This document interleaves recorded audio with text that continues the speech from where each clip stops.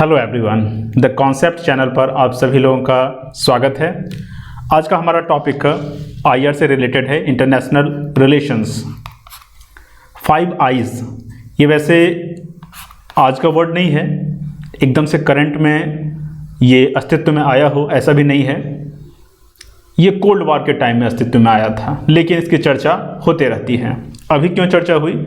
तो कल का जो हमारा लेसन था उसमें हम लोग ने डिस्कस किया था यूके यूएस।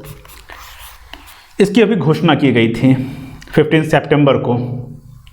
क्वाड की भी अभी बैठक होने वाली है 24 को। तो इस कारण से ये फिर से चर्चा में है। वैसे ये क्या है 5 आईज और इसका क्या इंपॉर्टेंस है, इसकी रिलेवेंसी अभी कैसे है जबकि ये कोल्ड वॉर के टाइम का है, इन सब चीज़ों को इस वीडियो में देखेंगे। वीडियो छोटा होगा बट वेरी इंपॉर्टेंट, और इसमें क्वेश्चन आपके पीटी के बन सकते हैं, साथ ही साथ मेंस में इस तरह की चीज़ों का यूज़ किया जा सकता है।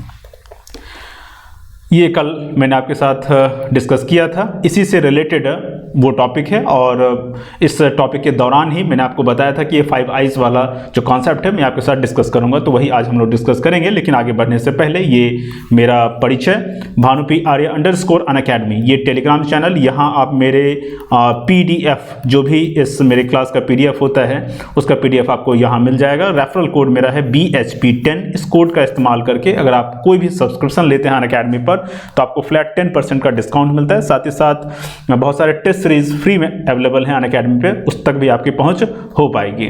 तो चलिए स्टार्ट करते हैं। 5 आईज यानी FVEY इंटेलिजेंस शेयरिंग अलायंस है। यहाँ नाम से ही स्पष्ट है कि इसमें अभी 5 देश हैं, लेकिन एसोसिएट कुछ और भी देश हैं, मतलब कुछ और देश जो है इसके सहयोगी या संबद्ध हैं इनडायरेक्टली। ये करते क्या हैं? ये इंफॉर्मेशन शेयरिंग करते हैं, इंटेलिजेंस शेयरिंग अलायंस हैं। और इंफॉर्मेशन शेयर करना एक दूसरे से, या फिर एक तरह से कह सकते हैं कि ये कुछ देशों पर, विशेषकर रसिया, चाइना, अगर हम कोल्ड वॉर के टाइम की बात करें तो USSR और उसके जो अलाइड देश थे उन सब पर ये नज़र रखते थे। और चूंकि अभी भी ये अस्तित्व में है, इसीलिए जो सेकेंड वर्ल्ड कंट्री जिनको कहते थे USSR उसके सहयोगी, उन देशों से उन देशों पर आज भी नज़र रखा जाता है। तो क्या है इसके बारे में देखते हैं। The 5 eyes alliance is an intelligence sharing agreement between 5 English speaking या एंग्लोफोन कंट्रीज, यानी मुख्य रूप से इनका कल्चर जो है, कल्चरल सिमिलैरिटीज़ है। वैसे वेस्टर्न कंट्री जो भी हैं वो अधिकतर इंग्लिश स्पीकिंग ही हैं, लेकिन फिर भी उनमें से भी जो शुद्ध रूप से इंग्लिश स्पीकिंग कंट्रीज़ हैं तो उनके बीच में ये एक अलायंस है। इनके लिए एक और वर्ड यूज़ किया जाता है कि जो कि कल के हमारे नोट में था, एंग्लो सैक्सन, ये वर्ड भी यूज़ किया जाता है। तो मुख्य रूप से इंग्लिश स्पीकिंग कंट्रीज़ के बीच में ये एक समझौता है इंटेलिजेंस शेयरिंग को लेकर के। US, UK, कनाडा, ऑस्ट्रेलिया और न्यूजीलैंड। आप आराम से इसको याद कर सकते हैं, क्योंकि ऑस्ट्रेलिया और न्यूजीलैंड का मैप देखेंगे तो आपको समझ में आ जाएगा दोनों को एक साथ रखा जा सकता है। US और कनाडा को हम एक साथ रख सकते हैं, और UK। तो US, UK, कनाडा, इस 3 को एक साथ ध्यान में रखेंगे। ऑस्ट्रेलिया, न्यूजीलैंड को एक साथ ध्यान में रख लेंगे। और ऑस्ट्रेलिया के कारण ही अभी ये चर्चा में आया, जैसा कि मैंने बताया कि AUK US, ये अभी जो एक फोरम बना है, ये गठबंधन जो बना है, पैक्ट जो बना है, तो वो पैक्ट ऑस्ट्रेलिया से भी रिलेटेड है। और ये क्षेत्र जो है हमारा है इंडो पैसिफिक एरिया, जो है इंडो पैसिफिक एरिया को चाहे तो ये 5 आईज या फिर ये या फिर क्वाड, ये सब बहुत बड़े स्तर पे प्रभावित करते हैं। इनके बारे में फिर से आते हैं। These countries are parties to the multilateral UK USA, ये 2 देशों का नाम ही है, UK USA एग्रीमेंट। ये एक्चुअली एग्रीमेंट तो UK USA के बीच में हुआ था कोल्ड वॉर के टाइम में, लेकिन इसमें 5 देश जो हैं उनका इंटेलिजेंस शेयरिंग आपस में होगा और सहयोग हो पाएगा। ठीक है, तो UK USA is a multilateral agreement for cooperation in signal intelligence between Australia, Canada, New Zealand, the United kingdom and United states. तो इन 5 कंट्रीज के बीच में इंटेलिजेंस शेयरिंग होगा सिग्नल्स के माध्यम से। लेकिन अब तो इंफॉर्मेशन शेयर करने का और भी बहुत सारा माध्यम हो गया, जो भी आधुनिक तकनीक हैं, तो उन आधुनिक तकनीक तकनीकों के माध्यम से भी अब इंटेलिजेंस शेयरिंग करते हैं एक दूसरे के बीच में। ठीक है, इन सब देशों का, 5 देशों का आप मैप देख सकते हैं और किस तरह से ये नजर रखते हैं अपने प्रतिद्वंदी देशों पर। द अलायंस और network monitor the electronic communication. Electronic communication अगर हो रहा है इनके जो राइवल कंट्रीज हैं या फिर उनके सिटीजन्स हैं, उन पर नज़र रखने के लिए इलेक्ट्रॉनिक कम्युनिकेशन को मॉनिटर किया जाता है।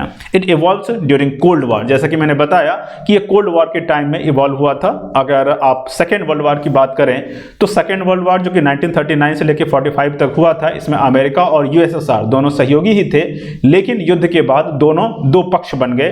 एक वेस्टर्न गुट बन गया और एक जो है ईस्टर्न गुट बन गया, दो अलग अलग ब्लॉक बन गए। ठीक है, तो एक दूसरे के बीच में कोल्ड वॉर के दौरान एक दूसरे का इंफॉर्मेशन हासिल करना और इस तरह से डायरेक्टली वॉर ना होकर के इनडायरेक्टली वॉर जैसा सिचुएशन बना हुआ था, उसी समय एक दूसरे पे निगाह रखने जैसे भी मतलब एग्रीमेंट या फोरम बने हुए थे, तो उसी में से एक ये है।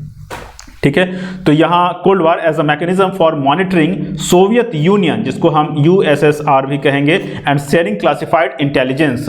तो मतलब इंटेलिजेंस का जो सूचना है वो एक दूसरे को शेयर करते थे ये 5 कंट्रीज आपस में। आगे बढ़ते हैं। The 5 countries also frequently share intelligence with other allies. जो अदर सहयोगी कंट्री हैं इन 5 के अलावा, शुरू में ही मैंने बता दिया था, इन 5 के अलावा भी जो अन्य कंट्री हैं, जैसे इसमें जो मेन मटेरियल था उसमें जापान का भी नाम लिखा होता है। जापान ने किस तरह से कब कब इन 5 कंट्रीज के साथ इंफॉर्मेशन शेयर किए उसके बारे में डिटेल दिया गया था। मैंने डिटेल आपके साथ लगाया नहीं है, लेकिन आप ये समझ जाइए कि इन 5 के अलावा भी जो इसके अलाइड कंट्रीज थे उनके साथ भी इंफॉर्मेशन का शेयरिंग किया जाता था कोल्ड वॉर के दौरान, और कोल्ड वॉर के बाद अभी भी किया जाता है।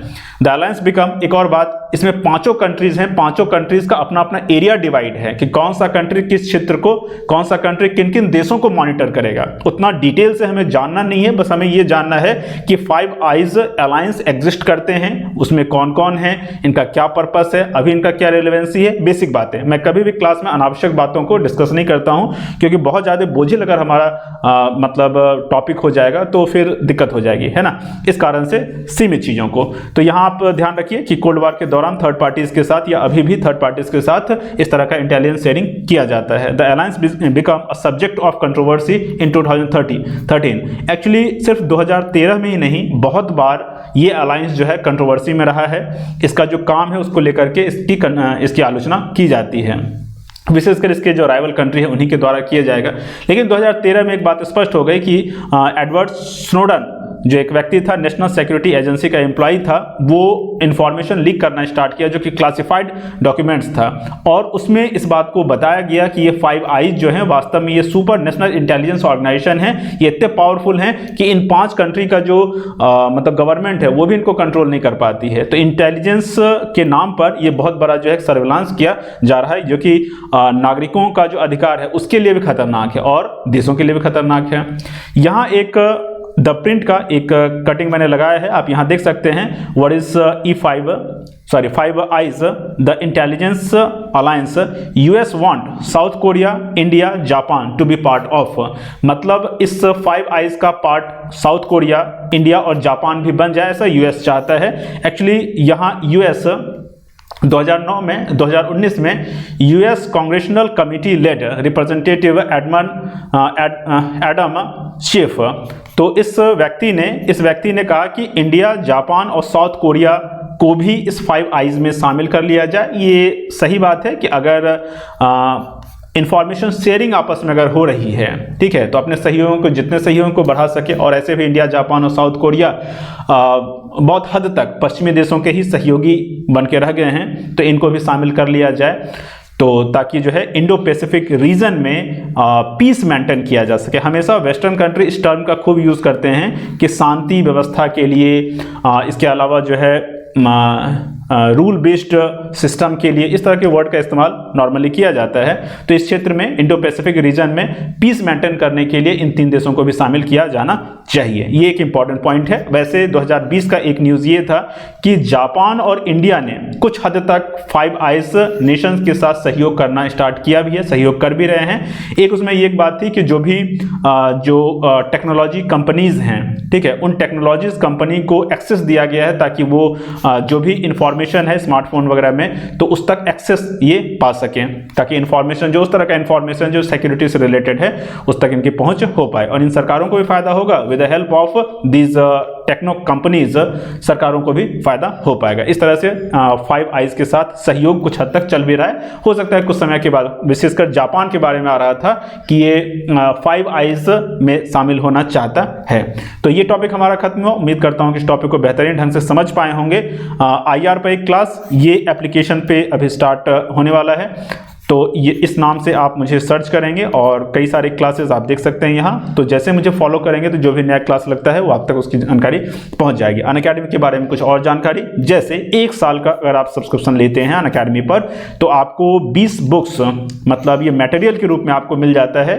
जो यूपीएससी की तैयारी करने वाले स्टूडेंट होते हैं उनको समझ तो बहुत कुछ आता है, खास करके यूट्यूब के माध्यम से बहुत सूचना का प्रसार हुआ तो है, लेकिन एक कन्फ्यूजन ये होती है कि इतना ज़्यादा विस्तारित मटेरियल हो जाता है, कैसे उसको कवर किया जाए। तो मटेरियल, एक परफेक्ट मटेरियल की आवश्यकता होती है।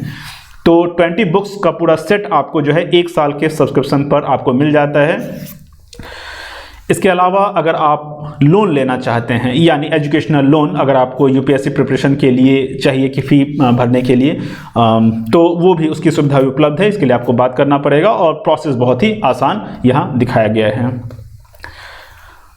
अनअकैडमी पर कई तरह के कोर्स होते हैं। एक तो यूट्यूब पे हो रहा है जो भी आप देख रहे हैं, इसके अलावा फ्री स्पेशल क्लास होता है, लेकिन उसके अलावा जो है पेड कोर्स भी होते हैं जो कि प्लस और आइकॉनिक में डिवाइड हैं। जीएस का कोर्स प्लस में आपको live classes, structure courses, unlimited access और वीकली टेस्ट मिल जाता है। जबकि आइकॉनिक की बात करें तो इसमें पर्सनल गाइडेंस और कुछ चीज़ें एक्स्ट्रा मिल जाती हैं। कई बार हमें इन एक्स्ट्रा चीज़ों की आवश्यकता होती है, ये प्लस के अलावा है। दोनों का फी स्ट्रक्चर भी ऑब्वियसली दोनों में अंतर होगा। ये फी है आप प्लस का और ये है आइकॉनिक का, लेकिन using BHP 10 code you have to pay this particular amount. Optional का भी यहाँ तैयारी आप कर सकते हैं। 19 टॉप ऑप्शनल यहाँ उपलब्ध हैं और इसके टॉप फैकल्टीज उपलब्ध हैं और एक एक सब्जेक्ट के कई बार एक से ज़्यादा भी फैकल्टी उपलब्ध हैं। तो ये फी स्ट्रक्चर है, लेकिन BHP 10 कोड का इस्तेमाल करें और यहाँ भी आपको 10% का डिस्काउंट मिल जाएगा। इन सब प्लेटफॉर्म पर आप टेस्ट भी दे सकते हैं। अगर इस्तेमाल करना हो तो BHP 10 कोड का आप इस्तेमाल करेंगे, यहाँ तक आपकी पहुँच बन पाएगी। तो उम्मीद करता हूँ इस टॉपिक को भलीभांति आप समझ पाएंगे। फिर भी अगर कोई दिक्कत रही हो तो आप कमेंट कर सकते हैं। Let's crack it.